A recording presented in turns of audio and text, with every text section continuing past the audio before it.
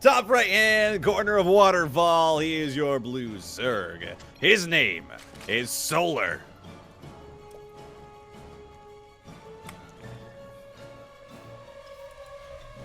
And he's on KZ, right? Yes, Yeah, Kai's Gaming. I don't know why, but I kept thinking GuMiho KZ, but no, System Gaming. Yep. It just, I don't know why, but it's just not one of those organizations I think about when I think about a very well-established Korean player right now, you know? Mm-hmm.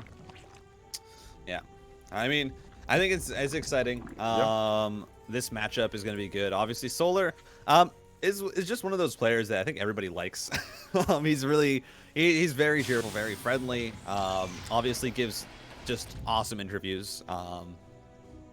So it's always a pleasure having him here. But GuMiho has also been, you know, a player who recently has been in pretty incredible form after his return. You know, comparative to other players after they've come back, the amount of time that it's taken for GuMiho to reach, you know, top form, like making top 4, top 8 of GSL, has been incredibly low.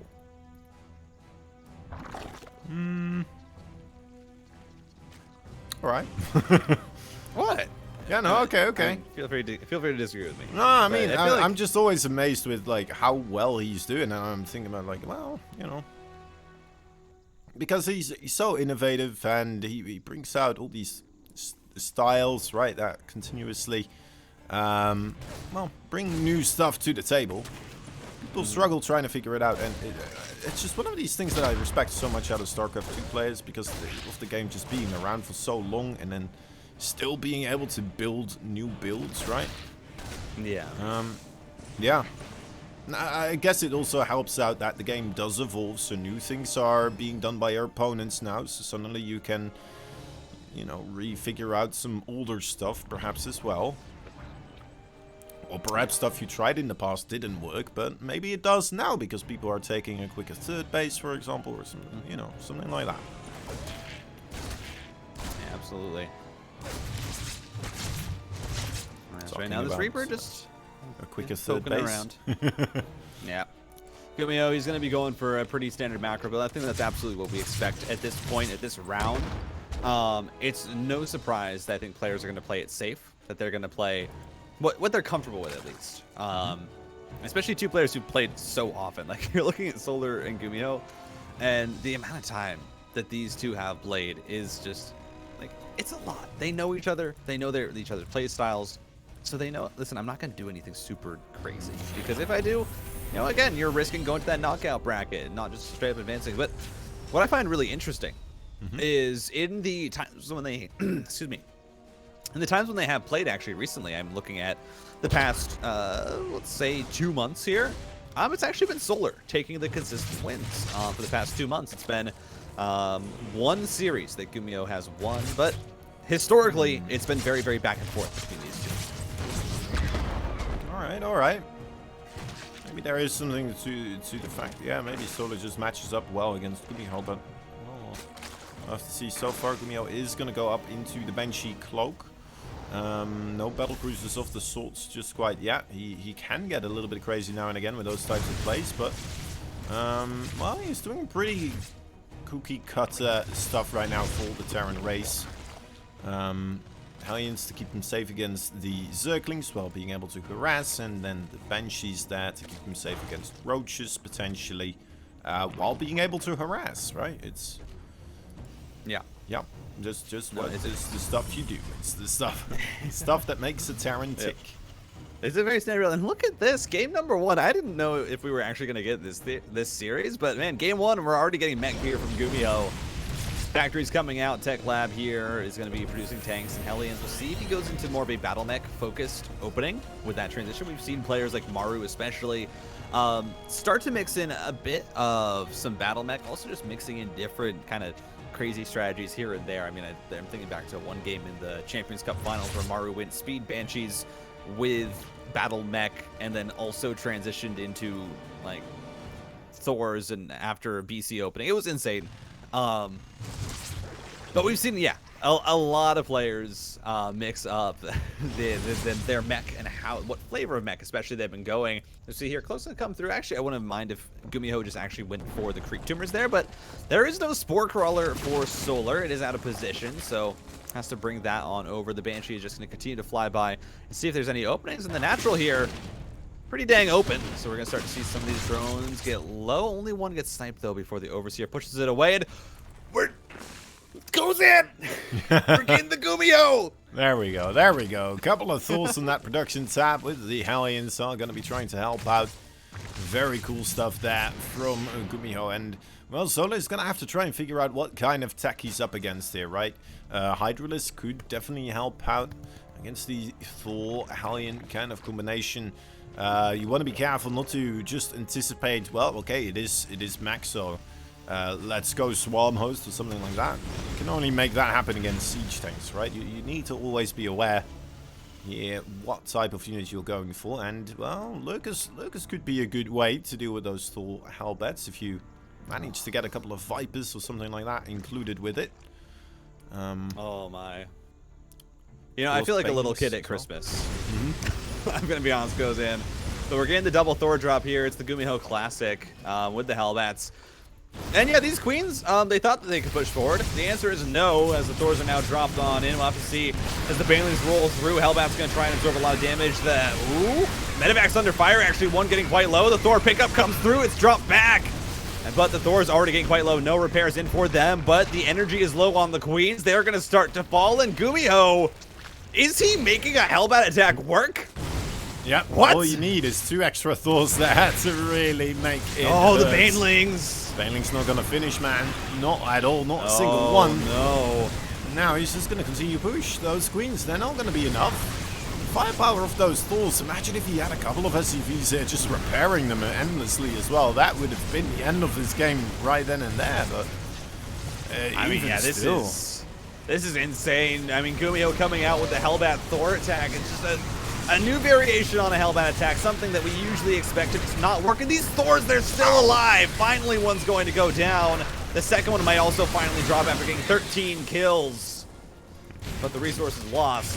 1,900 more resources lost. At 8 minutes through the game is absolutely insane. More Thor drops coming out, but GuMiho finding lots of damage. Is currently at a worker lead, actually, as his 4th command center is on the way. Solar, though, behind this, has gone up to 5 hatcheries. Yeah, I'm a bit surprised that he's kind of stuck with the Zergling Baneling there for the period of time. I'm wondering if he misread the situation that he was finding himself in just slightly. Not quite anticipating Thors, I guess, but, you know, who anticipates Thors like that with the Hellbat push coming in? It doesn't quite happen anyway, so very nice play there from GuMiho. And yeah, maybe right now with some Hydras as well, this could start becoming a bit more of a force for Solar to try and combat that army, but there's more siege tank production now going on.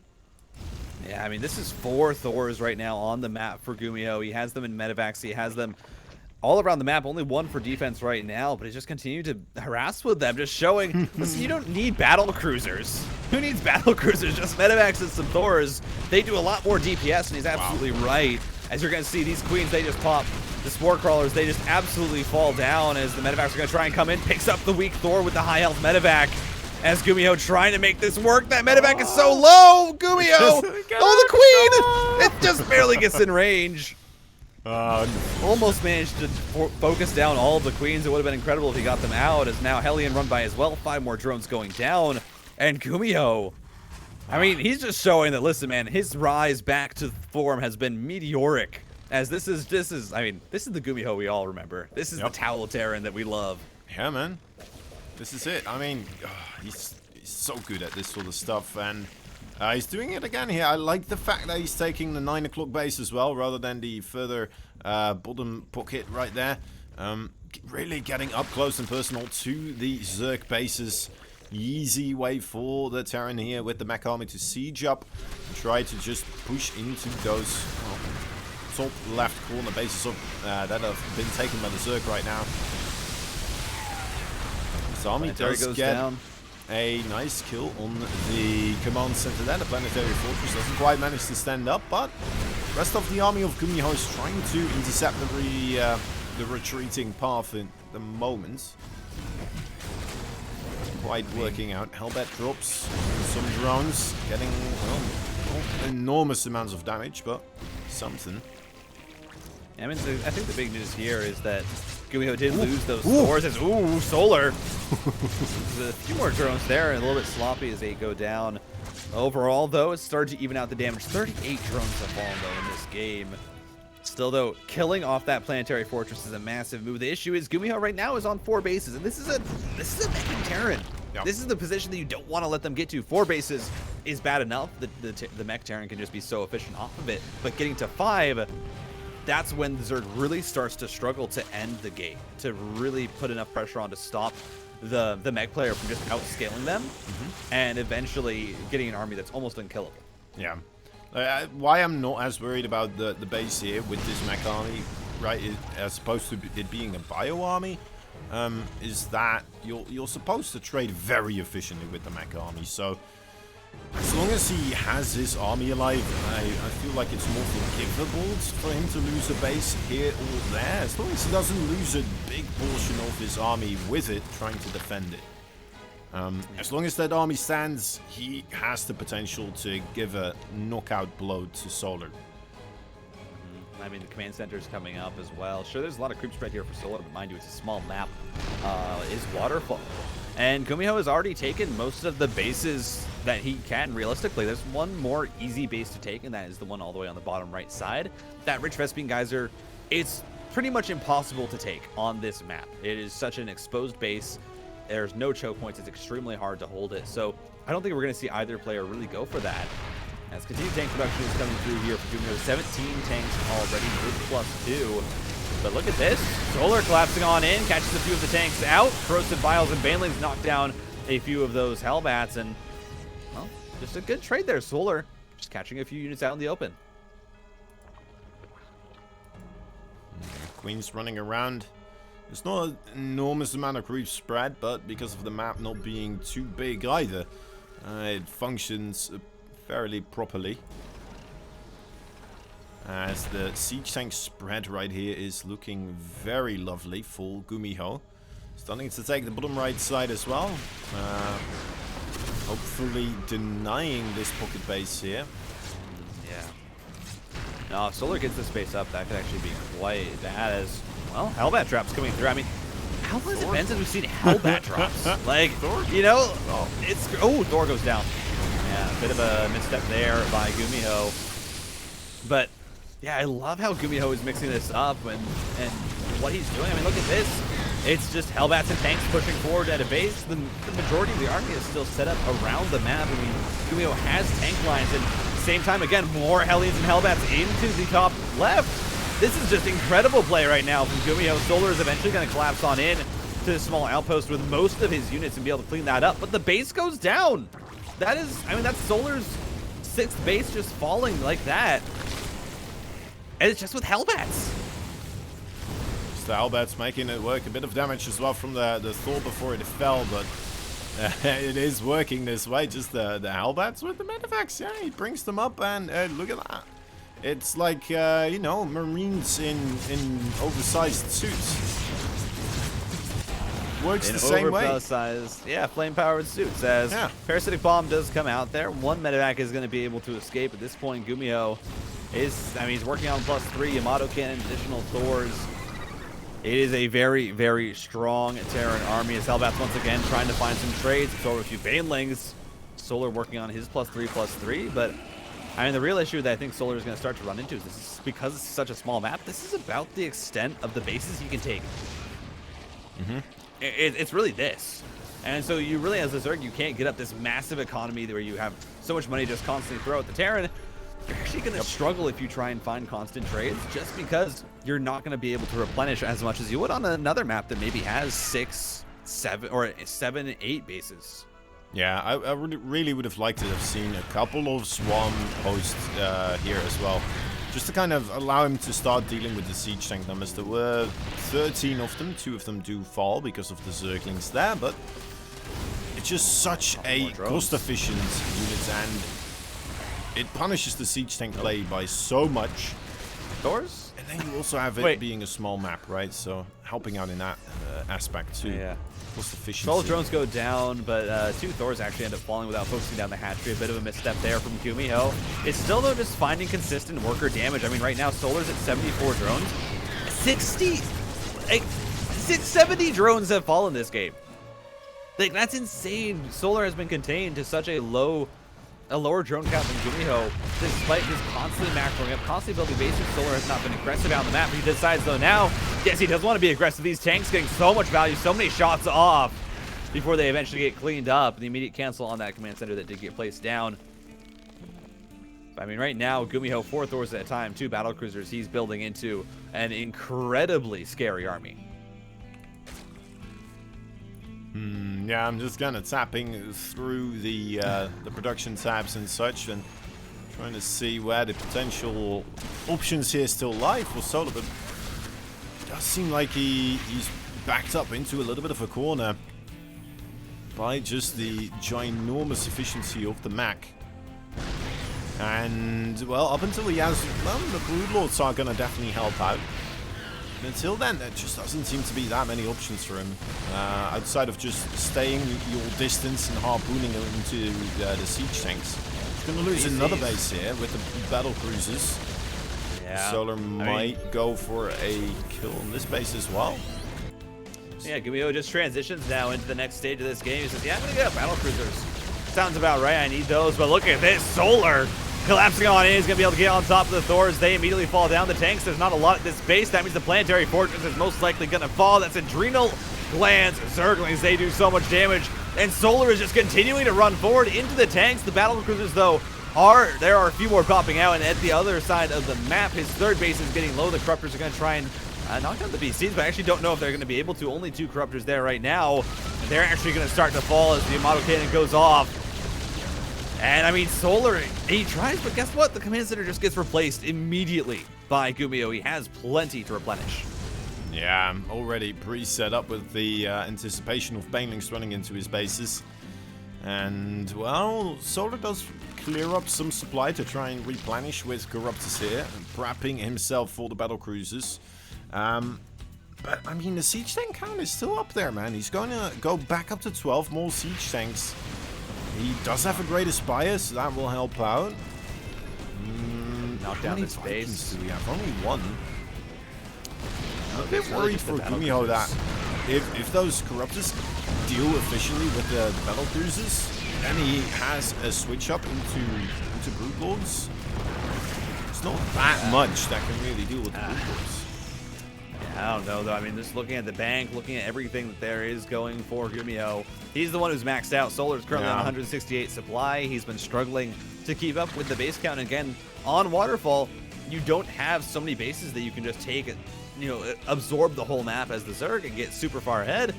No, it's been Solar pretty much playing on an even economy to GuMiho, if not behind, for this whole game. Yep. And you're just kind of seeing the effects of that. This army, it doesn't trade as well. He's really struggling to remax as quickly as GuMiho is just continuing to power forward. And now the battle cruisers being added on. I mean, there's 13 Corruptors, but, Thors can be added in. There's 6 battle cruisers. And with Yamato Cannons, they can immediately knock down a single Corruptor each. And look at this, counterattacks, battle cruisers. They just go in, they knock down the hatchery. Yamato Cannon, get away. And 9 more drones end up going down behind this. I mean, 89 drones have been killed this game. It's like, sure, 14 Thors have died and 17 siege tanks, but for that many drones, you'll take that trade any day. Exactly, and we're going to see another planetary here under heavy fire. Just managing to squeeze himself through a little crevice on the edge of the map to find a kill on that. Trying to push himself a little bit deeper. Nice blinding clouds. Corruptors managed to deal with the battle cruisers.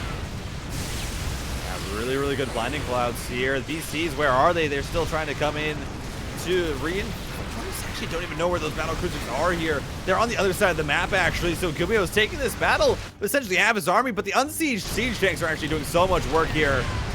Finally, they're going to get knocked down. Those Solar taking a supply lead for the first time in what feels like forever, but in return, he's going to start to lose drones of his own, and the base And it's been just, I mean, hammer blows back and forth. 48 workers left here for GuMiho. And suddenly Solar finds an amazing fight. And, well, that's one of the mining bases of Solar once again denied by the battle cruisers. Battle cruisers are getting themselves out of that area as the Corruptors are coming in close. And teleportation ability available, perhaps, or... is there? Yeah, it is available. Don't need to do it, just kind of giving the impression that they may have teleported, so the Corruptors fly back. And, well, hello, there they are again. Coming back, poking that ugly mug of theirs into the hatcheries.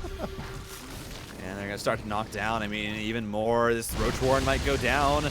I mean, yeah, this is just getting a little bit out of control. GuMiho, he just floated over a command center from the other side of the map because he had extras that he had built, so he doesn't really need to worry about replenishing the command center count. And look at the mule hammer that comes down. GuMiho is going to absolutely explode in income right now as just waiting for those minerals to go up after these trips. Yeah, there we go. Now it's going up 7,000, if not more, 1,000 more minerals per minute. GuMiho, it feels like he's just in such a good spot this game. His mech has seemed, I mean, aside from that one bad fight that he just took, it had seemed pretty flawless up until that point. But here we go. Solar's committing on in. The Zergling Baneling, though, just getting absolutely shredded. And the Vikings, they're fighting so well. GG, GuMiho takes game 1. Yeah, a little bit surprised we didn't even get to see a single Broodlord there from Solar. He had attack available, but I guess he never quite felt comfortable to sacrifice any of those Corruptors into becoming Broodlords because he was already struggling with the air army from GuMiho there.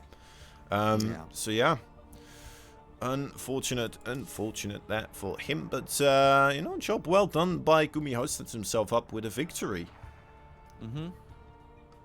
We'll see if he manages a second victory, and that should, you know, I mean, in Group Stage 3, it feels like every single victory is going to be quite important for most groups, right? Like, Yeah. I think Clem is in one of the groups which might be okay for him. You know, we don't have to worry too much about him if he does end up losing one. You know, he should still be able to get through, but for pretty much the rest of these players here, I don't know, man. I don't know. You do not want to lose a single best of 3. Yeah, I mean, you're looking at the matches that have already gotten over. You know, Cyril winning over Lambo. You know, he's going to be playing in a TVZ against Cure Bunny. Maru might face off against Beyonder Haas. Neeb also getting the win means he faces off against the winner of this series. So, you know, if GuMiho does end up getting the 2-0 here, then he's going to be going on to face off against Neeb in that winner's match. But speaking of the aforementioned Terran player, ladies and gentlemen, bottom left-hand corner from Storm Gaming, he's making it happen. It's GuMiho. And his opponents, the Blue Zerg, in the top right side from KaiZ, it is Solar. KaiZ Gaming, that is. Just in case we got some people watching who might think KaiZ is a country. Yes.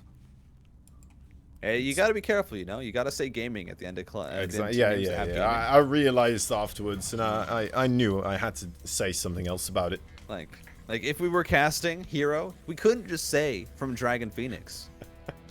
No, you got to say Dragon Phoenix Gaming. Come on. Yeah. It's really that's what gives it. He's a dragon and a phoenix and a gamer.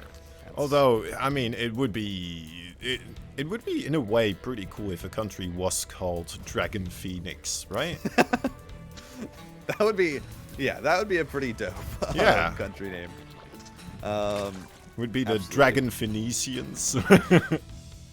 Something like that. Sorry, Solar's from I just remembered. I just got reminded. Solar's from Onside Gaming. I don't know why I thought he was in KaiZ No, I'm before. pretty sure he's from Ireland, isn't he?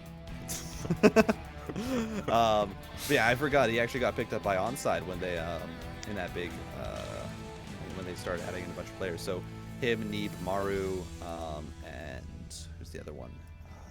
It's not Rex, I don't believe, but one other player. Sorry, I completely forgot that in the first game as well. But yeah, I honestly all the Onside players I've been doing really well. Like, I know Maru got picked up, started doing very well. Onside gave him the support he needed when he was injured. And then you also had Neeb getting picked up by Onside. And then suddenly Neeb started just looking like, you know, one of the best Protoss again. And it's like, oh, wow, okay. Oh, yeah, it is. This was, you looked at him, you're like, wow, okay, this is 2017 Neeb that's suddenly back. But yeah, they've been very good about supporting the players. I don't know why I completely forgot that. It did happen. It did happen. My caster brain has been fried from how long it's been. So.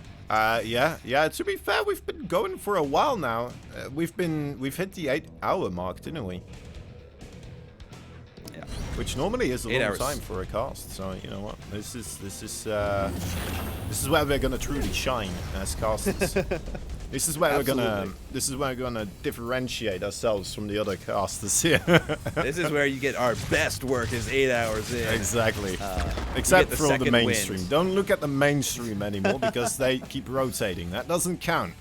Yeah, come on. This is us versus Winter, who, to be fair, is doing his solo casting, by the way. Hats off to that, man. Jeez.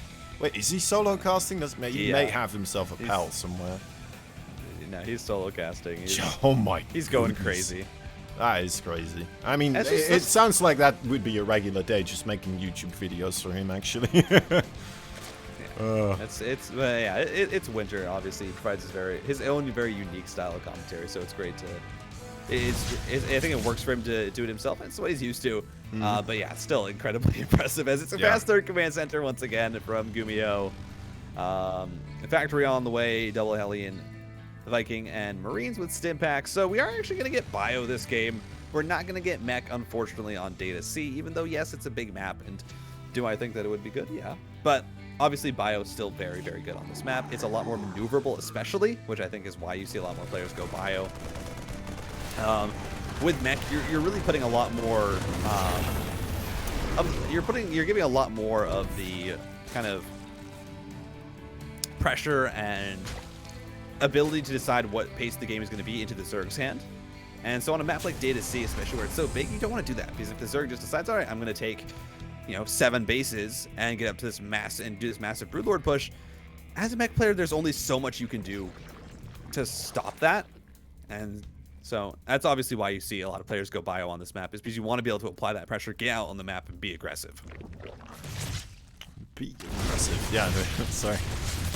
Hold on. That's Queens. I can be serious. That's a Viking here as well. It's going to be poking a little bit at the Overlords, maybe opening up an airway for Medevacs in the future to fly past. That would be lovely. It's really committed to this kill. Does get it. Yeah. And behind it, well, where's these Queens going? Okay. Was he trying to catch the Viking there, perhaps? Trying to rotate? That would be cool. I don't think that was a mistake. That may have been on purpose. +1/+1 on the way, though, for GuMiho. Combat shields and 3 more barracks here. This is actually... Yeah, I like this here. This is actually very quick. So this is just 7 racks here? No. Yeah, it's actually 7 barracks. Yeah, my 7 goodness. Barracks. Have you ever heard of something so preposterous? Oh my. Honestly, 7, that's a bad number. I think 8 is much better. Yeah. But no, 7 racks coming out here from GuMiho. I think he maybe forgot to go add on extra. The reason why you usually get up 8 barracks is because on 3 bases, when you're trying to put on this really heavy pressure with your bio, 8 racks is usually about what your production can handle in terms of producing Marines nonstop. Now, with just the 7, of course, it's still going to be a lot of Marines with 1-1 that are going to be streaming across the map. And mind you, this will also be with Widow Mines. So I'm very excited to see how GuMiho is going to be able to apply this pressure. But even more so, you're going to have a Solar who's just playing with Ling Bane, which means that these engagements are going to get pretty explosive. Exactly. I'm just gonna try to keep my eye on that Zergling count right now. There's more Zerglings in production as GuMiho is not quite here with all his troops. Oh, that was some lovely target fire, though. I don't know how he managed to kill off those banelings so quickly, but well, he's got some strong, skilled Marines there, I suppose. He's not really reaped the benefits quite yet of having the 7 barracks. It's coming, right? It's coming. But he needs to keep the initial front alive. Right now, he's just kind of trying to deny the creep until the rest of the army is ready, produced, and going to be able to kick into higher gear. Yeah, it's also forcing out more units of solar, of course, instead of drones, which again is a good thing to have happen here for the Terran.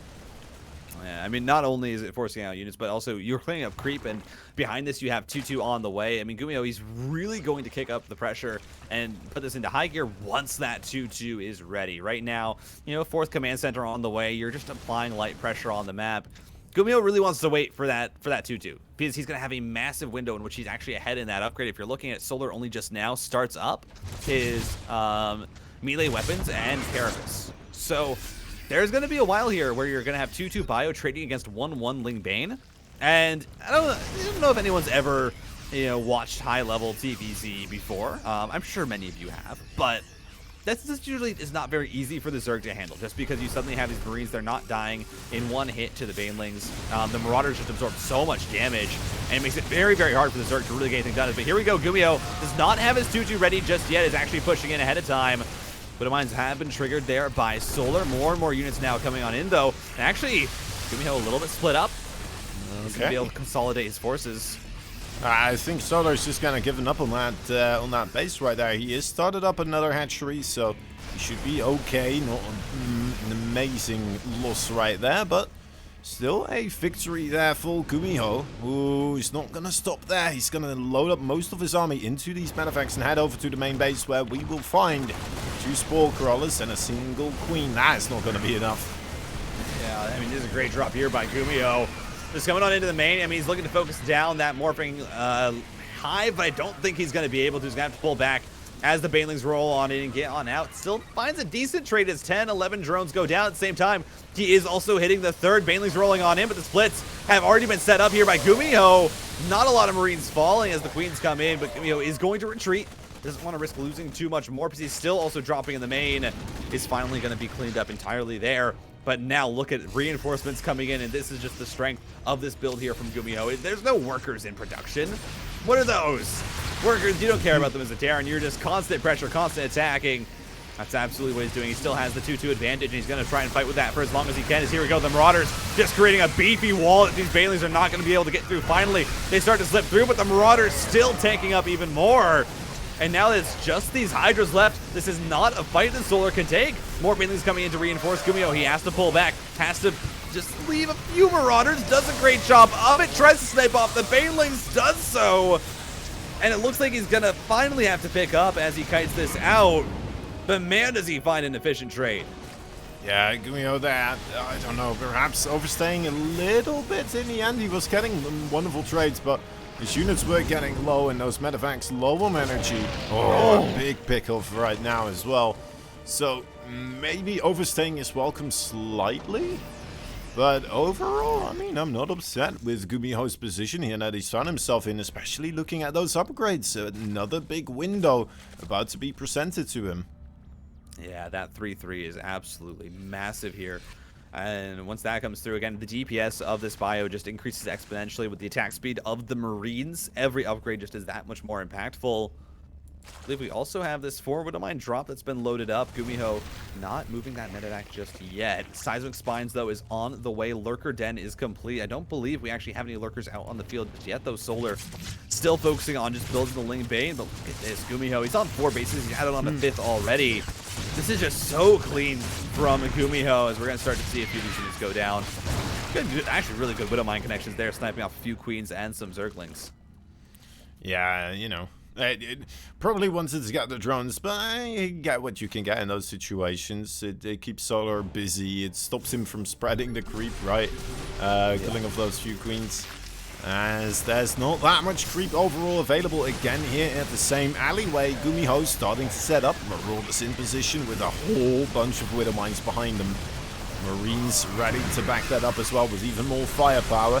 Another drop on the 5th base there for Solar. He's got to be careful. Parasitic Bomb is going to kill off another one of those full Medavacs. And GuMiho is starting to the hive though is low. Yeah, but GuMiho just snipes the hive. He got it low before. He gets it again. Very nicely done. Has to leave one of the medevacs as a sacrifice. Same time, the lurkers did a great job of stopping that drop. Still trying to find some pressure, but GuMiho, as he said, he's got to be careful. He's bleeding out units now where he's losing army for infrastructural and worker damage that really is not that effective against a Solar who is already on 5 bases, or was on 5 bases before that main was sniped. Another big thing here is that the Hive, killing the Hive, it's nice, but it only really stops Solar from making more Vipers right now, I guess. The rest of his units, he can still produce, he can still make lurkers. All the important lurker upgrades have already started. He doesn't have to wait around for another Hive there, right? Yeah, it's all there, so he's not afraid to continue and lose bits and pieces of these units because he can just replenish. Widow Mines! Oh! Looking for the base, more banelings coming in. Does manage to get quite a bit of damage right there. GuMiho suddenly on the back foot again. The Widow Mine connections were good, but it just wasn't enough. There's so much for Solar. So he still manages to snipe off the base, but I mean, it's still 3-3 bio, though, is the thing. Like, this army can trade so well. Not when the lurkers are here, though. Just have to back on up the ghosts. Not really large enough in count that I think GuMiho will be comfortable taking this fight as he floats over the last of his additional command centers that he's been able to build. So at this point now, if GuMiho starts to take any more significant losses, this is where it starts to get really, really bad for the Terran. Because you don't have that free refill on your command center. You're going to have to spend that additional 400 minerals that you used back when you had a bigger bank. As snipes coming down here, very nicely done by GuMiho. Gonna be able to just get a few of those lurkers down. Juggled those spine shots so they went towards the ghosts that were maneuverable and pulled them away. Personal cloaking on the way, and this game is very, very even at this point. It's looking like it can definitely fall both ways, and well, very well made still. Gotta be careful here. Solar losing a couple of those lurkers here unnecessarily. With a mine shot, gonna get a big connection as well. It's always the best way to do it for the Terrans. Just kind of, you know, be with the medevac with some units there. Another Widow Mine there. Yeah, I like it. GuMiho just trying to play somewhere Solar doesn't expect. Right now he's on 5 bases. Is just trying to continue to add on the units that will do well against the high baneling count. And that's going to be Ghosts. That's going to be Marauders. 16 Marauders. 18 Marauders for GuMiho. There is so much health in this army. There's so much tankiness against those banelings. It's going to be really hard for Solar to find a convincing fight. And then, mind you, you also have the additional health against those lurker spines. You know, Marines, they die so quickly. The Marauders, though, it takes a few shots for them to get shredded through, as well as, I mean, more and more ghosts being added on. We're already going to be at 10 as this next round comes out. But Solar, he is looking to expand. He's looking to try and push this lead as far as he can. And that's going to include taking his 5th base, or 6th base, as well as now adding on a 7th. I like the fact that Solar never rebuilt his main base as well. It's just long distance mining ever since. It's like, alright, we'll take our losses. Gotta be careful. GuMiho here, once again, threatening a base. But Solar is still preoccupied with most of his army on the right side. That does seem to be where the bulk of GuMiho is as well. The top left side might not be well protected enough, especially with the lurkers having to reposition a couple of times. Yeah, very nicely done there. GuMiho's going to get out as much as he can, and that's actually everything. He's up to the Zenlog Watchtower now. Is just going to continue to try and have that threat there up on the top left side of the map. These medevacs that can shark around. More and more command centers being placed down for GuMiho. So we're getting into the, we're really getting into the depths here of this game. 3-3 on the way for Solar, but it's going to be a while until it's done, which means GuMiho still is going to be the player who can find the better trades. I mean, you just see how long it takes these Marauders to actually die when they're fighting against the Zerglings.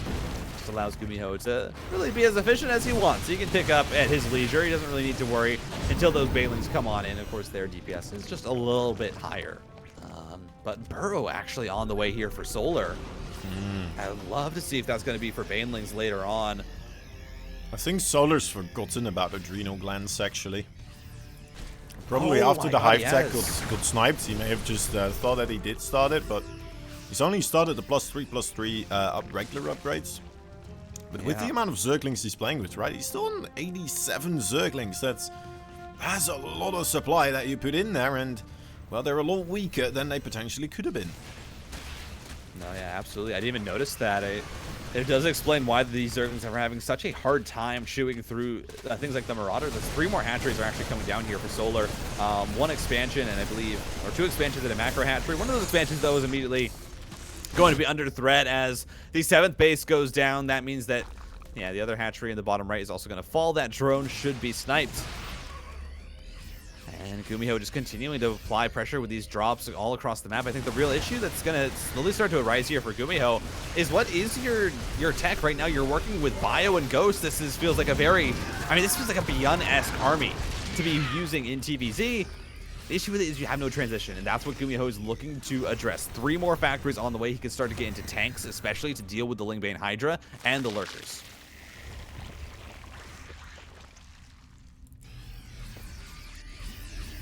Okay, GuMiho will be able to get himself another planetary here. Solar being a merciful menace for the time being. Does have some threats there, but he's mostly preoccupied with the continuous medevac pressure, which, you know what, again, hats off to GuMiho there. Just endlessly coming in with units all across the map. Yeah, here we go, a big push from GuMiho. Pushes back some of that creep, but the Lurker is just being so threatening as he's established a planetary fortress now at the rich Vespine gas geyser. Here we go, Snipe's gonna go down. So far, only, there we go. Now all of them going down, but here come the Banelings. GuMiho having to run back. GuMiho gonna have to split his units as best he can as he's panicking. The Ghosts have been dropped down. They, of course, will do a little bit better with the DPS, with the damage, as all the Banelings go down, and GuMiho manages to hold on. Snipes against the Hydras as they retreat. The base doesn't fall. And even though GuMiho takes a lot of losses, those are losses that he can replenish. He has 3.5 thousand in the bank. That's very lovely that for Mr. GuMiho. May want to be a little bit careful just pushing out right now. Again, right, that's kind of how he lost his favorable position earlier, by overextending a couple too many times, losing a couple of units, bleeding out. So we gotta find a way for him here to be a bit more secure and careful with his pushes and his units. A single medevac filled up with Marines, that's not too much, right? You can afford to lose that potentially, and well, for the damage that they're doing right now, that is very much worth it. Couple of Liberators, another great tool to get some cost-efficient damage, and then perhaps, well, this is a small batch of units. I might be able to get more. There's so many. There's so many ghosts. What are these ghosts doing here? 23 ghosts right now for GuMiho. They're just all over the map, you know, as the shots can be beaten very, very nicely there by Solar. Pushes back the small army. GuMiho is still sitting at 3,000 minerals in the bank that he hasn't spent. He has these factories that he built, but he's not going into tanks right now. I think he still feels like he has a lot of advantages to gain with the maneuverability of this Bioforce, and so doesn't want to transition out of it just too quick, as these Liberators are finally going to get cleaned up by the Hydras. But yeah, more and more ghosts on the way, additional command centers. GuMiho, he has the rich Vespine geyser. He's going to now start to look to take this entire bottom right part of the map, and if GuMiho is able to split this map horizontally, that's going to be an incredible boon for the Terran here. You know, that much money, that much income, that's what Zergs try and stop, but Solar, he's not really in a position to. There's not really any chance for him to try and slow down GuMiho's economy. Nukes are on the way, tanks are on the way. It just feels like right now Solar, he's having to hope that GuMiho oversteps. This might be it. There's not a lot of units here. Over at the third base, the Ghosts are trying to retreat on back. Banelings are going to blow him up. There's more and more reinforcements coming on in here for GuMiho. Lifts off the command center, tries to take the fight. He's going to be able to do so. Solar once again collapses in. Not able to find the damage. Oh, the fungal growth! Absolutely amazing from Solar as it all gets blown up. That was so unfortunate. Those infestors burrowed just at the right place, finding all those ghosts. Quickly gets rid of them. As Solar now just unleashing his wrath upon another one of those planetary fortresses. Luckily, another one a bit along the way, ready to be the replacements. But GuMiho is starting to run low on supply. Still has a good amount of minerals to work with, but how is he gonna try to rebuild this army? that's the real question. Trying to fight around the planetary now, focusing down. The Baneling's great focus fire from GuMiho, but it's not enough. Has to pick on up. The planetary is forfeit as tanks are being replaced, and tanks are really what GuMiho needs right now to add some, just an anchor to this army that's going to be able to hold on and provide consistent splash damage.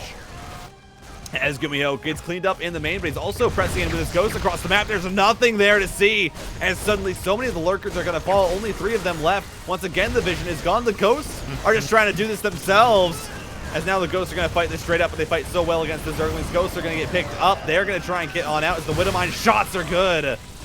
But GuMiho's supply is dropping, even with 2,000 minerals in the bank. It feels like he doesn't really know what to replace his units with, what to replace his army with. Right now, just working with the bio and the tanks.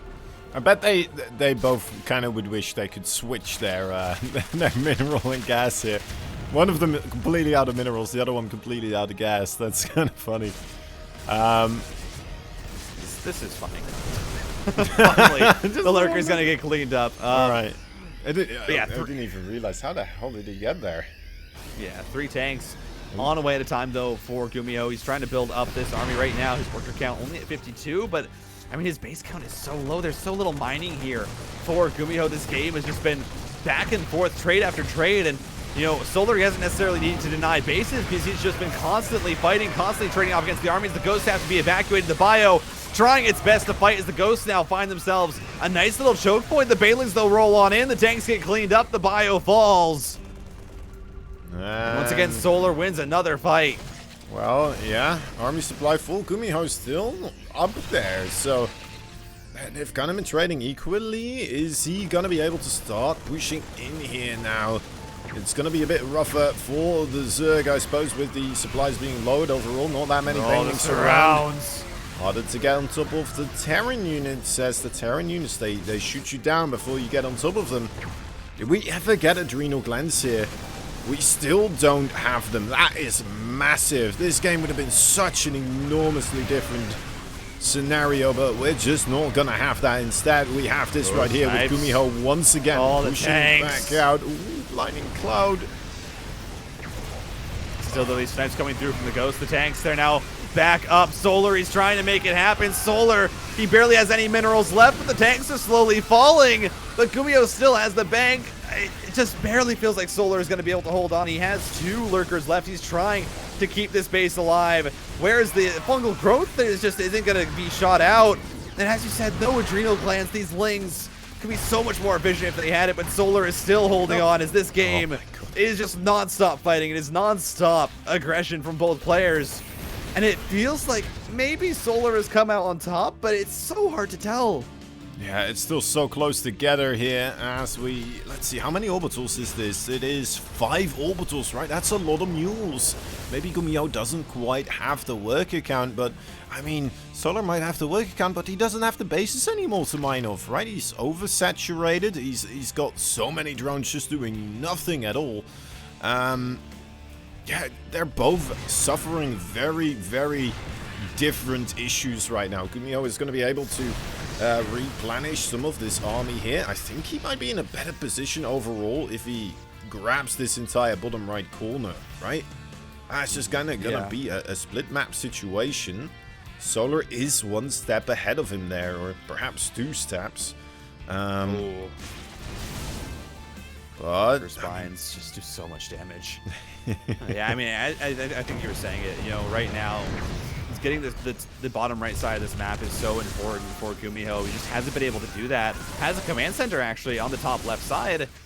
Just hasn't floated it back over. Has a another command center. Just needs to take a base. I mean, look how their minerals, their workers that aren't mining. Just GuMiho right now is in such a rough position, and now Solar, he's going to look to try and collapse on in. He's going to look to try and force a game 3 as snipes go down. Solar is not going to try and force it, though. But GuMiho, I mean, he just needs to mine. Yeah, the one base that is kind of mining for him. He still has some in his main base. The rest is mined out. And then, well, there's this base right here. The almost 5 o'clock. 5 o'clock with the little hand position. And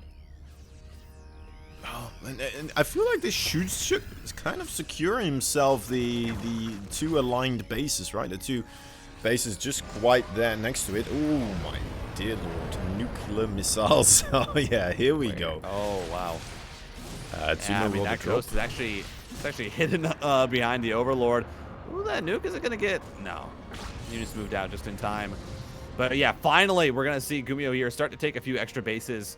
Is absolutely what he needs to do. But in the time that's taken him to make this decision to expand to the bottom right, Solar's back up to 185 supply, 120 army supply.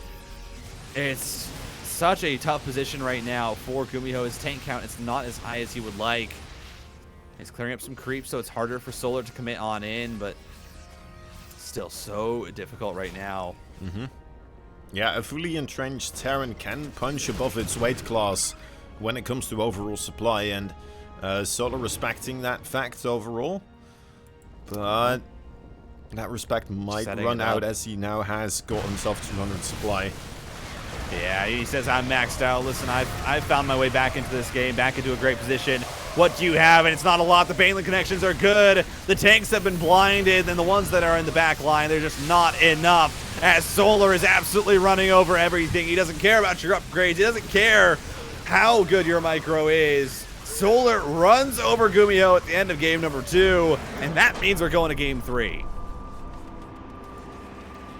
We just keep finding ourselves these longest series, don't we?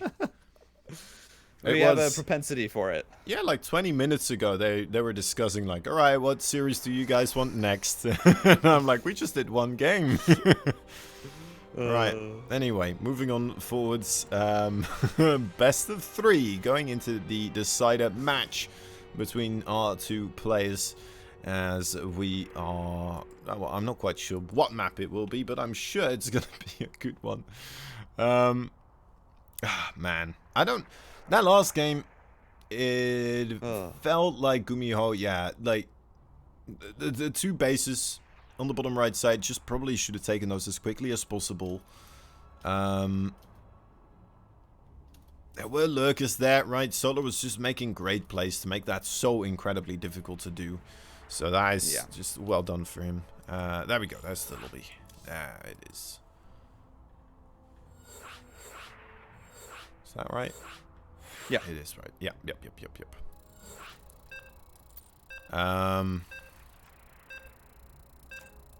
I did it for 1. Here we go. Solar. No, I couldn't do it. I'm trying to do the logo mod, but they start the lobby so quick. I don't have time to scroll down. Especially with someone named Solar. He's so far down overall. Anyway, inside and out. Inside and out. Why don't I see anything? There. Oh. Stuck in this chicken. What? Game paused. What? Wait. This is why I got confused as well, because it's not like, why did it say zombie mod in alright, fair enough. We're gonna have that rehosted. Not doing that for the official DreamHack tournament, guys. Oh, man. That's not gonna happen. Yeah, What do you mean? I think that's the best mod to do for DreamHack. That's the one where everything that dies turns into a zombie, right? Something like that, I think. Or is it more so the sure. survival map where you have to just survive? I don't know. One of those two. I don't play enough modded StarCraft 2 to know. I'll be honest. It's fine. It's fine. Man. Anyway, that was a good little surprise to get us awake here for game number 3. It's inside and out, ladies and gentlemen. It's not zombie survival. That's right. Sorry if anyone's disappointed at the fact that we're not going to be watching these 2 players. Steve can survive the longest top right-hand corner of inside and out. He was not able to win it in the long macro game with the bio from Messiah Storm Gaming in the red. It's a Terran player. His name is GuMiho. And the bottom left side from On-Side Gaming, there is a Blue Zerg. Solar. Managing to tie it up again. We'll be looking forward to seeing what he has in store here. Solar not the player that I very much anticipate to make a quick early spawning pool. And GuMiho, I wouldn't put it past him, actually, to suddenly see, you know, the proxy 2 or even 3 racks. But he keeps everything on his side of the turf. And we'll be able to just probably go into a Reaper fast expend. It's what it's looking like so far. This looks like we're not going to see any crazy builds out of any of these players in Game 3. We're not looking at, you know, someone with the confidence of Maru and the craziness of Bunny. But I'm absolutely excited to see how this goes. We're on inside and out. This is, again, as I said, I think about the third shortest rush distance in the map pool. A lot of times we see Terran players on this map, they'll pull out something like an 8 racks off 3 base, something that, because you don't have, it's not the longest to get across the map like it is on Data C, you can actually do some of those more aggressive builds. So I wouldn't be surprised if we see GuMiho now start to switch in a bit more of a mid-game timing attack. Yeah, I would like to see that as well. I wouldn't mind to see that from Solar either.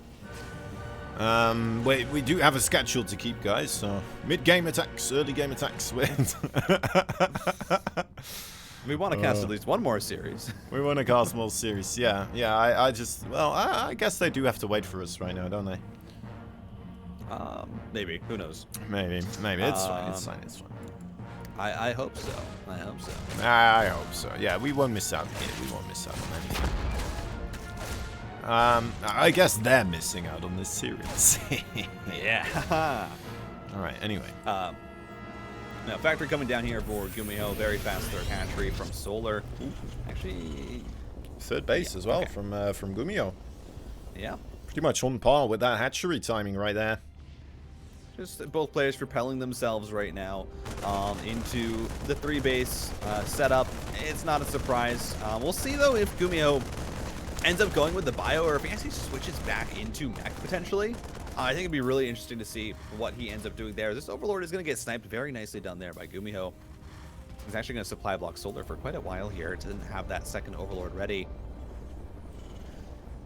As, yeah. 2 gas geysers were actually built to help alleviate that supply block just a little bit before the Overlord finished. Could be a little bit before we see a full committal into the mech here with the quick 3cc. It's just a lot to try and get into, right? But you know what? If you were to, this is a good way to get that started. Hellions with Banshees. Ooh, but Zerglings ready to pounce, and the SCV's looking rather exposed. Marines from the high ground desperate to try and safeguard those little buddies of theirs, but they're in a lot of trouble right now. Oh, giblets. Very nicely done. 4 SCVs going down. Hey, that's pretty worthwhile, I think. I agree. Yeah. Solar's going to be happy about that. You just commit a few lings. You get some pretty significant damage. You slow down, especially the Terran player. Would have been nice if he got a mule there as well, but, you know. Like this fresh mule right there, but it seems like that fate was spared for GuMiho.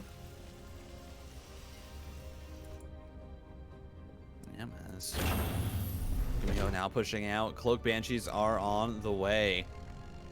Seems like there's just going to be a pretty standard build here from GuMiho. Cloak Banshees, Stimpack, Hellions to back it up alongside the 3rd command center. Still has a lot of options that he can do with his follow-up. Still could absolutely go into an 8 racks, could go into 5 racks to factory for a more standard macro game. You know, a lot of variants that the Terran can pull out, a lot of options they still have at their disposal to try and control the pace of this game. As Hellions going to try and find their way into the mineral line immediately. Solar with that pull. Oh, that shot. So close to being deadly as the Lings just trying to keep the Hellions away and doing a great job of it as the Queens come in to support. One Queen is going to fall, though, on the other side of the map as once again, GuMiho tries to dive on in, just barely manages to avoid getting caught by the Zerglings. Can't believe those 3 Hellions got out of there. That is crazy to me. No, nice control, good target fire from GuMiho, safeguards his boys. Stimpack on the way. Cloak Banshee is going to be the choice. Oh. The Hellions, no! No! They get caught out. After all, yeah, it was too good to be true. I thought this was a fairy tale here, Titan, that we were watching, but no, sir. Unfortunately. This is real life StarCraft. Not. But yeah, +1/+1 on the way here for GuMiho, adding on 2 additional barracks, going up to 5 right now. Have to see what the next choice is for him. Is this going to, in fact, be an 8 racks off 3 base? I mean, again, I feel like it's a very strong build on this map. There's a lot of choke points that are carrying the play around. A lot of pressure that they can exert with it. Even these 2 Banshees are already being annoying even. Without it, though, start to try and knock down this hatchery. I actually don't. Is there no Overseer? Wait. There's no Overseer here, actually. He's just trying to zone him away to scare him off, and it's working. Look at that. It's just like, I don't know, I can just be careful, because if an Overseer does show up, you're gonna lose at least one of those Banshees if you're not careful enough. If you just let them sit underneath you, right? Yeah. It's a situation of Solar walking up saying, yeah, no, I have the Overseer. Believe me, trust me. Yeah. Yeah, it's true. But 2 more barracks on the way behind this. It looks like we're once again seeing GuMiho actually just go up to 7 racks. So that wasn't a mistake last game. We thought that maybe was a little bit weird, but that was a choice here by GuMiho. He says, yeah, I actually want to go up to 7 barracks. Mm-hmm. Very, very interesting. And I'd love to know the thought process behind that. But for now, we're just, we gotta live with having to watch it. Maybe he's just better than the other Terrans, and he's better at the production, so he's got enough with 7 barracks instead of 8. Either that, absolutely. Or he's spending it on something else somewhere else. Whether that be an extra Banshee or an extra siege tank here or there. Who knows? It's only on 68 workers overall. I guess Solar also on 72. Not that far in the game yet, but that could be another thing. And now we've seen this push get set up here by GuMiho, Marines and Hellbats. I mean, he's up about 16 army supply right now. Banshees continue to try and poke in on other locations. One is done. I mean, it's not the most convincing push right now from GuMiho, but he's going to try and make it work. Centrifugal Hooks is about to finish up, so you're going to have that Baneling speed, and you're even on upgrades here as the Zerg tank's pushing forward. This is a great tank position on this map here that GuMiho is setting up, as now he's going to stim in, clear up the creep, push it back, make sure that the Zerg can't quit on in. It's so dangerous with how much there is available here for Solar, and look at this, Solar gets a run by in. He's going to be able to find the mineral line. GuMiho didn't raise up the wall. Now he's actually going to do so, though, to try and trap the Lings. The Banelings managed to open it, but not before Solar loses a lot. GuMiho not paying full attention to his Marines at that front either, and he does take quite a few losses there. But overall, he's trading out good against those Zerglings. The units lost tab definitely looking in his favor. He's just got to be careful. If this army in the middle, it's starting to feel like it might get cleaned up a little bit too efficiently. Unless if more units do show up, and look at that, just what GuMiho needs, more units starting to show up. Yeah, I mean, right now we're looking at it. This production is actually 6 barracks on reactors. It is just Marine. There's no Marauders as pickups come through. Tanks being pushed up. I mean, GuMiho still trying to make this position work. The Queens now coming on board with the flank. Yeah, the flank though coming through, but I think there's enough back here that actually that's not going to get a lot of damage done. As GuMiho, once again, he has to pick up, has to evacuate. Banelings rolling on in the tanks. It looks like they're going to finally be dislodged as the reinforcements run on board. The Banelings, though, find some decent connections.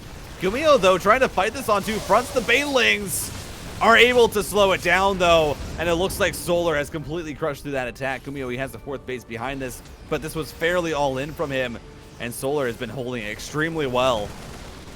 To be fair, the army supply is not too far away. If GuMiho manages to get most of that across the map here again, might be able. Well, Solar's on 5 bases right now, and he's not fully saturated here quite yet.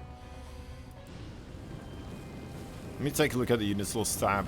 Maybe that's going to give me some clarity. Yeah. It's somewhat it's in favor for GuMiho. Which might be why I'm feeling like he might still have a bit of a shot here, right? A good engagement's not off the table, and he might still be able to pick up a base here or there if Solar's caught out of position too. Yeah, I mean, It's just a hard position right now for GuMiho. You're actually down in upgrades at this point.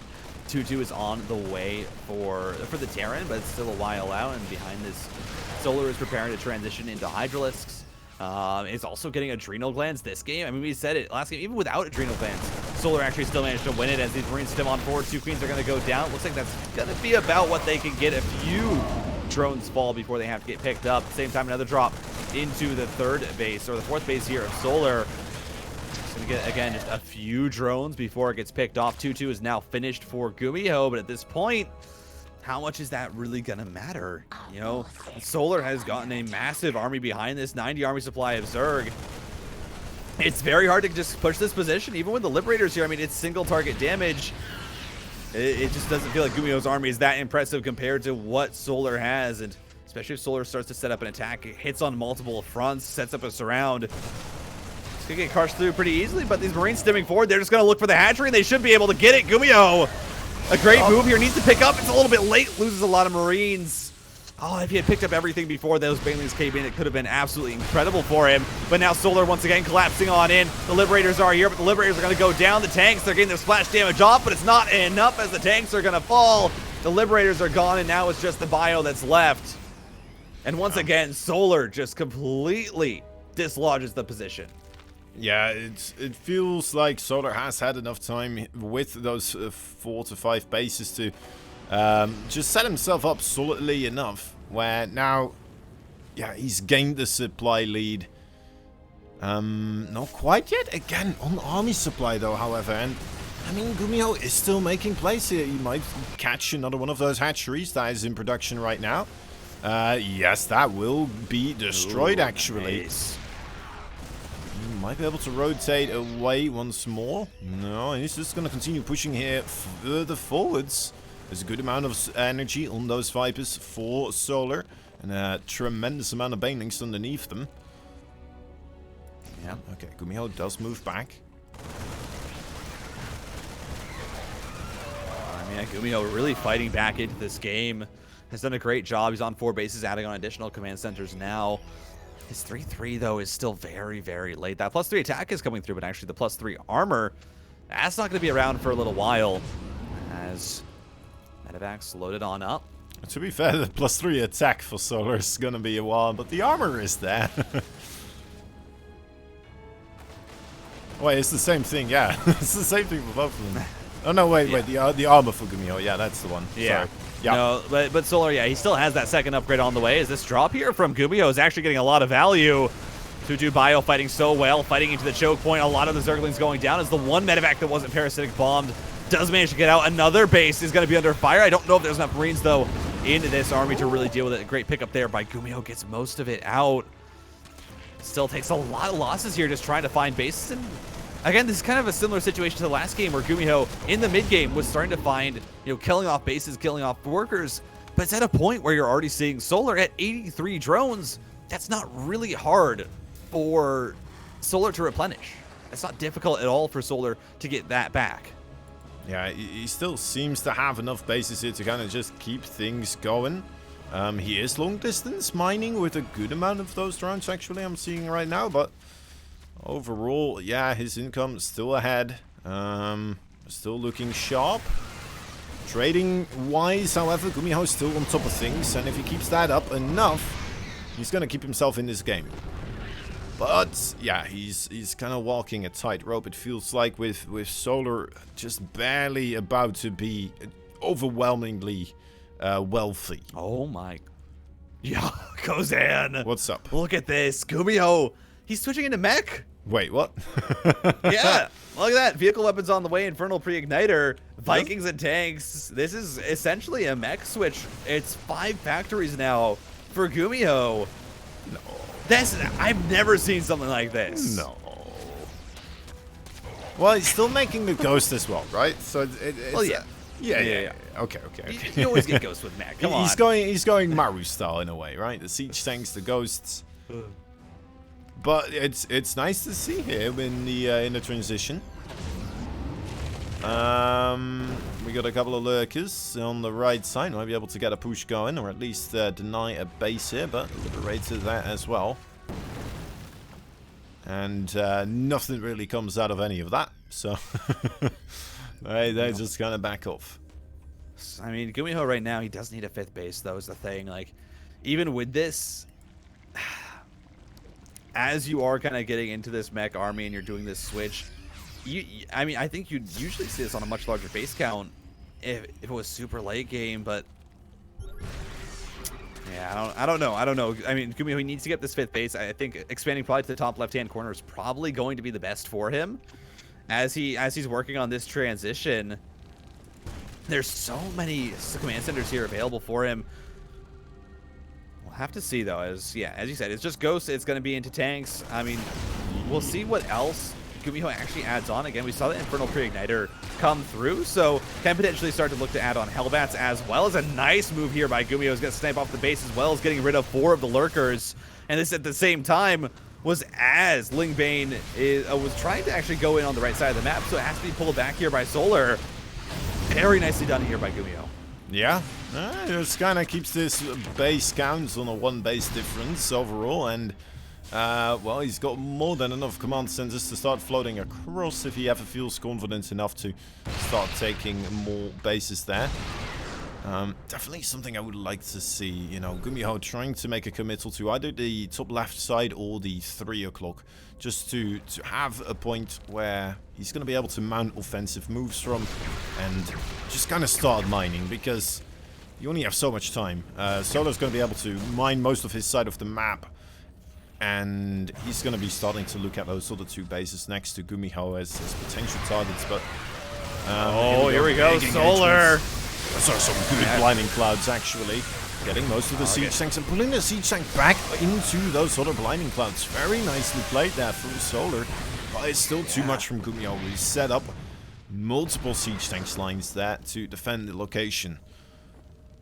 But yeah, Solar gonna be able to replenish, and GuMiho is gonna struggle there a little bit. Yeah, lurkers being rebuilt, more and more banelings on the way.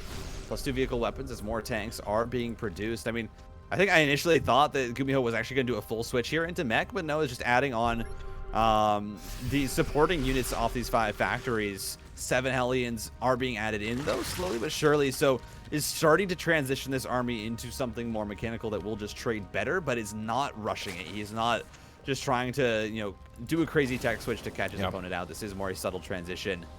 He's looking to get those upgrades kind of aligned, right? Before he makes a full committal there, I guess. If he does want to make a full committal, this could just be him really doubling down on the factory production.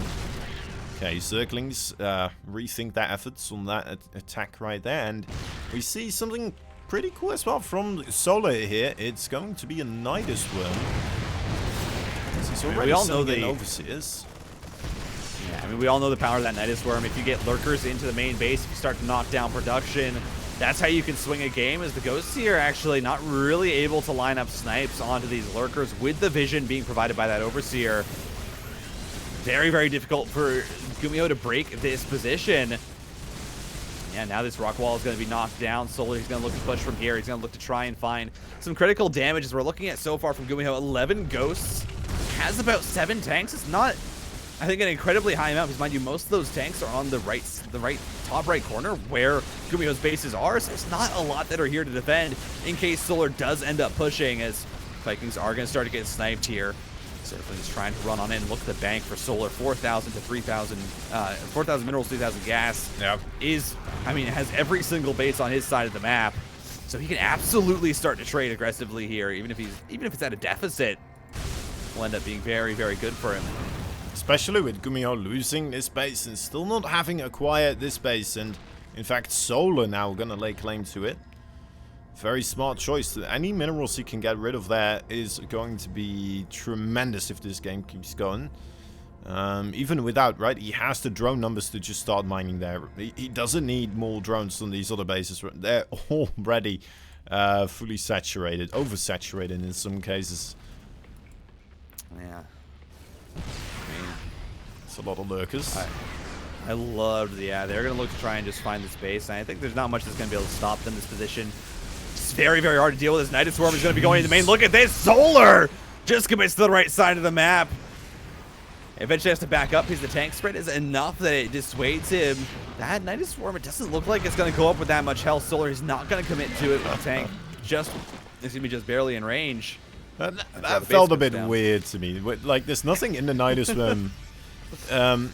It felt like it was supposed to be one of those Nidus Swarms that makes GuMiho panic and send most of his units into the main base trying to kill it, right? And then you go in with the rest of your forces as the Zerg from the front, as your Terran is going to be weakened, as he had the blue units to try and deal with the Nidus. So, but yeah, it felt a little bit mistimed there. I think the real question is right now, where is the transition for Solar? What is he going to go into?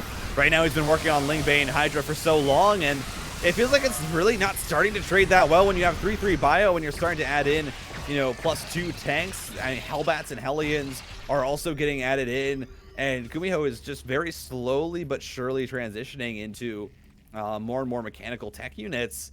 What's the choice here for Solar? Because he hasn't gotten, for instance, a Spire. He doesn't have the option of Greater Spire. He doesn't have anything along those lines. So what do? Do you just try and keep forcing it with the Lingbane? It feels like that might stop working, although GuMiho's bank has been severely depleted, and you're looking at 175 supply Terran with not really enough money to replenish anything if he loses too much. Yeah. It's hard to call. It's a battle of attrition, right? And well, I feel like in a situation like this, there's 12 siege tanks. The ghosts are scary, but if you make just a couple of swarm hosts, you don't need a big flock of them. Just maybe like 4 or 5. You're gonna be able to try and run into corners of the map, send in those locusts, and try to kill off a tank or 2. Each time you kill off a tank or 2, it's massive in these types of situations, right? Because, well, again, it seems to be a thing today, but we got a near exhausted map regarding resources. Almost everything is starting to get mined out here. All of these units are potentially game-changing if you manage to keep them alive. Yeah, and that was a great run by Solar with a few lings, managed to get rid of 4 tanks. And you're looking at this resources lost. He's still about 13,000 down, but still being able to get some of those, those much more expensive units in the tanks is very, very good. Look at this. Run by here with the Lurkers going to once again deny that base. And Solar, he's committing on in. He says, this is it. I know that you are not ready for this. You do not have the Sim City of your base. The Ghosts, they're trying to pull back, but the tanks are slowly falling. The Ghosts, they got a cloak, but there's still a vision as a lot of them end up falling down. GuMiho supply, it doesn't drop below 100. But my, does it get close as he loses a base, he loses tanks, loses Ghosts. And Solar finally finds significant damage there in a fight after, what? 10 minutes of just whittling down the Terran, finding trade after trade. Yeah, GuMiho is ran dry. Still, at around 70 army supply, but that army supply is looking to get divvied up quite quickly here. It is too spread out over the map, and Solar with a big, strong Fist of Zerg is gonna smash on through